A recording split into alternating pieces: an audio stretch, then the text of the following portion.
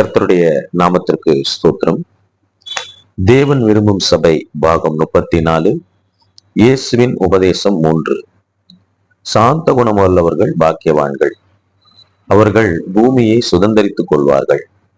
பூமியை சுதந்தரித்துக் கொள்வார்கள் என்று சொன்னால் பெற்றுக் கொள்வார்கள், இல்லைனா அடைவார்கள், இல்லைனா சொந்தமாக்குவார்கள் என்று நாம் எடுத்துக்கொள்ள முடியும். இன்றைக்கும் அநேக பெற்றுக்கொள்ள, அடைய, சொந்தமாக்க முயற்சி செய்கிறார்கள். குழந்தைகள் படிப்பை பெற்றுக்கொள்ள, அடைய, சொந்தமாக்க முயற்சி செய்கிறார்கள். படித்தவர்கள் வேலையையோ தொழிலையோ பெற்றுக்கொள்ள, அடைய, சொந்தமாக்க முயற்சி செய்கிறார்கள். வாழ்க்கை துணையை பெற்றுக்கொள்ள, அடைய, சொந்தமாக்க முயற்சி செய்கிறார்கள். அல்லது பதவியை பெற்றுக்கொள்ள, அடைய, சொந்தமாக்க முயற்சி செய்கிறார்கள். நல்ல வீட்டை, வாகனத்தை, ஆஸ்தியை, அந்தஸ்தை, அதிகாரத்தை பெற்றுக்கொள்ள, அடைய, சொந்தமாக்க முயற்சி செய்கிறார்கள். ஆனால் அவர்கள் நினைத்ததை அவர்களால் பெற்றுக்கொள்ள முடிந்ததா? அவர்கள் சொந்தமாக்க நினைத்ததை, அடைய நினைத்ததை, சுதந்திரிக்க நினைத்ததை பெற்றுக்கொள்ள முடிந்ததா என்று சொன்னால் 100க்கு 100 ஆம் என்று சொல்ல முடியாது, இல்லை என்றே சொல்ல முடியும். ஆனால் இங்கே இயேசு நாம் சுதந்திரித்துக் கொள்ள, அதாவது பெற்றுக்கொள்ள, அடைய, சொந்தமாக்க நமக்கு ஒரு வழியை சொல்லி தருகிறார். அது என்னவென்று சொன்னால், சாந்த குணம் உள்ளவர்கள் பாக்கியவான்கள், அவர்கள் பூமியை சுதந்திரித்துக் கொள்வார்கள், அதாவது பெற்றுக்கொள்வார்கள், அடைவார்கள், சொந்தமாக்குவார்கள். அப்போ நாம் சாந்த குணம் உள்ளவர்களா இருந்தால், அமைதியா இருந்தால் நாம் பெற்றுக்கொள்ள முடியும், அடைய முடியும், சொந்தமாக்க முடியும். இதையே சங்கீதம் 37:11 நாம் பார்க்கிறோம். சாந்த குணமுள்ளவர்கள் பூமியை சுதந்திரித்து மிகுந்த சமாதானத்தினால் மனமகிழ்ச்சியா இருப்பார்கள்.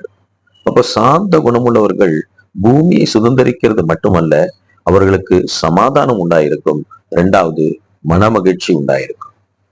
பாருங்க, சாந்த குணமுடையவர்களாய் நாம் வாழ்வோம் என்று சொன்னால் நாம் பெற்றுக்கொள்ள முடியும், அடைய முடியும், சொந்தமாக்க முடியும்.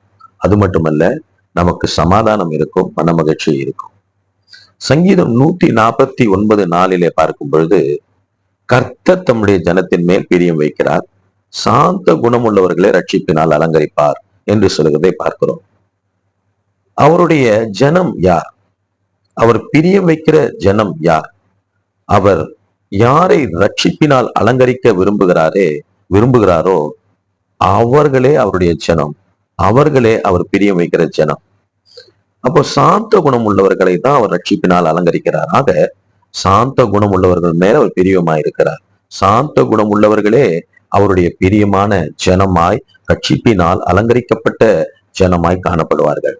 ஆக நாம் சாந்த குணம் உள்ளவர்களை வாழும் பொழுது பூமியை சுதந்திரிக்க முடியும், அதாவது நாம் நினைத்ததை பெற்றுக்கொள்ள, அடைய, சொந்தமாக்க முடியும். அது மட்டுமல்ல, நமக்கு சமாதானம் உண்டாயிருக்கும், மனமகிழ்ச்சி உண்டாயிருக்கும். நாம் சாந்த குணமுடையவர்களாய் இருக்கும் பொழுது நாம் கர்த்தருடைய ஜனம் எனப்படுவோம். கர்த்தர் நம் மீது பிரியம் வைக்கிறவராக இருப்பார். அது மட்டுமல்ல, ரட்சிப்பின் அலங்கரிப்பு, நித்திய ஜீவன் என்கிற அலங்கரிப்பை நமக்கு கொடுப்பார். எனவே நாம் இந்த பூமியில வாழ்கிற நாட்கள் எல்லாம் சாந்த குணமுள்ளவர்களாக வாழ்ந்து, அது மட்டும் இல்ல, அந்த மத்திய 5:5 பார்க்கும் பொழுது பாக்கியவான்கள் என்று சொல்கிறதை பார்க்கும். அதாவது ஆசீர்வதிக்கப்பட்டவர்கள். அந்த ஆசீர்வாதம் தான் இப்போது நான் பட்டியலிட்டேன். அதாவது பெற்றுக்கொள்ள முடியும், சொந்தமாக்க முடியும், அடைய முடியும், சமாதானம் இருக்கும், மனமகிழ்ச்சி இருக்கும், கர்த்தருடைய ஜனமாய் இருப்பார்கள், கர்த்தர் அவர்கள் மேல் பிரியம் வைப்பார், கர்த்தர் அவர்களை ரட்சிப்பினால் அலங்கரிப்பார், அதாவது நித்திய ஜீவன் என்கிற அதிகாரத்தை கொடுப்பார். அதனாலதான் இயேசு சொன்னாரு, சாந்த குணமுள்ளவர்கள் பாக்கியவான்கள், அவர்கள் பூமியை சுதந்திரித்துக் கொள்வார்கள். எனவே அவருடைய பிள்ளைகளாய் இருக்கிற நாம் இந்த பூமியில வாழ்கிற நாள் எல்லாம் அவசரப்படாமல், ஆத்திரப்படாமல், நிதானமாக, பொறுமையாக, சாந்தமாக எல்லா காரியங்களையும் செய்வோம். இந்த பூமியை சுதந்திரித்துக் கொள்வோம், சமாதானத்தினால் நிறைந்திருப்போம், மனமகிழ்ச்சி உடையவர்களாய் இருப்போம், கர்த்தருடைய ஜனமாய் காணப்படுவோம், கர்த்தர் நம் மீது பிரியம் வைத்திருக்கிற ஜனமாய் காணப்படுவோம், ரட்சிப்பின் அலங்கரிப்பை பெற்றுக் கொள்வோம். கர்த்தர் தாமே உங்களை ஆசீர்வதிப்பார். God bless you all.